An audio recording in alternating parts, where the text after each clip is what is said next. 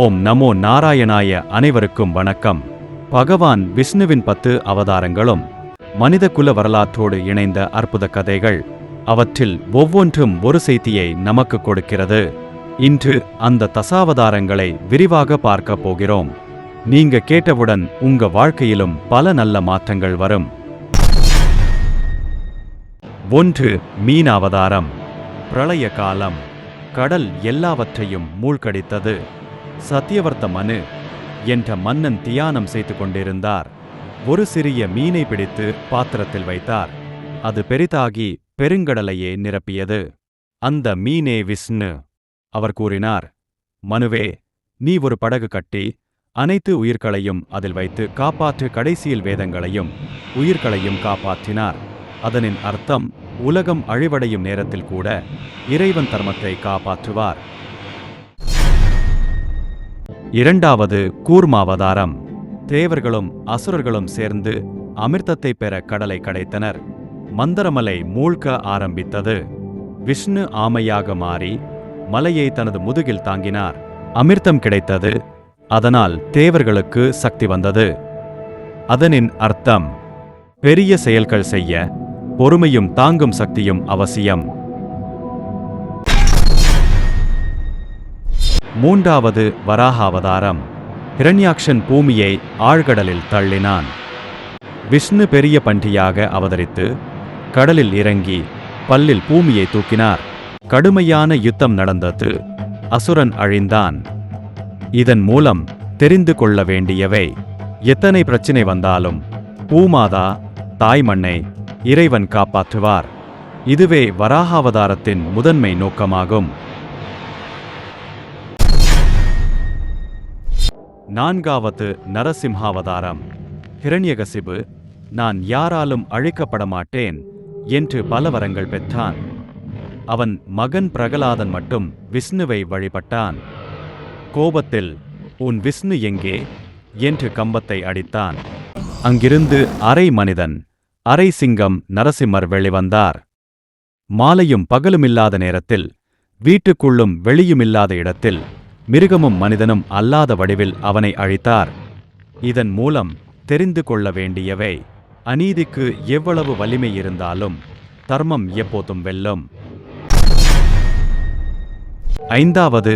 வாமன அவதாரம். மகாபலி அசுரன் பெரிய யாகம் செய்து எல்லா உலகங்களையும் கைப்பற்றினான்.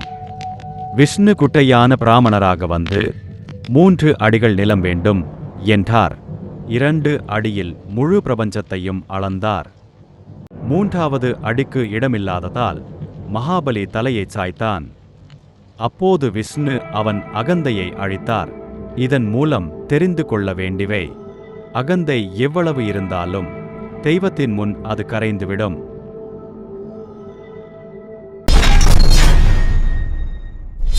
6. பரசுராம அவதாரம்.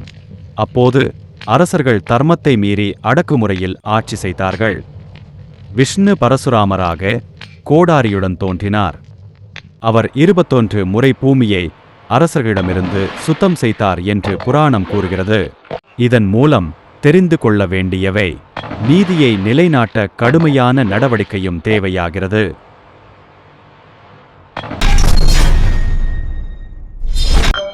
7. ராமாவதாரம். ராமர் தர்மத்தின் உருவம். ராவணன் சீதையை கடத்திய போது ராமர் குரங்கு படையுடன் இலங்கைக்கு சென்றார். ஹனுமான், லட்சுமணன், சுக்ரீவன் ஆகியோரின் உதவியுடன் ராவணனை அழித்து சீதையை மீட்டார். இதன் மூலம் தெரிந்து கொள்ள வேண்டியவை: குடும்ப பாசம், நட்பு, தர்மம் ஆகியவை வாழ்க்கையின் தூண்கள். 8. கிருஷ்ணாவதாரம். சிறுவயதில் பூதனை என்ற அசுரியை அழித்தார். கோவர்த்தன மலை தூக்கி கிராமத்தினரை பாதுகாத்தார். ராதை, கோபிகைகள் உடன் தெய்வீக ஆனந்தத்தை வெளிப்படுத்தினார். குருக்ஷேத்திர போரில் அர்ஜுனனுக்கு கீதையை உபதேசித்தார். இதன் மூலம் தெரிந்து கொள்ள வேண்டியவை: வாழ்க்கையில் எந்த நிலையிலும் கடமை தர்மம் மிக முக்கியம். 9. புத்தாவதாரம். உலகம் பலியிடுதல், வன்முறை ஆகியவற்றில் மூழ்கியிருந்தது. விஷ்ணு புத்தராக வந்து அஹிம்சையையும் கருணையையும் போதித்தார். ஆன்மீகத்தில் அமைதிதான் உயர்ந்த பாதை என்பதை எடுத்துக்காட்டினார்.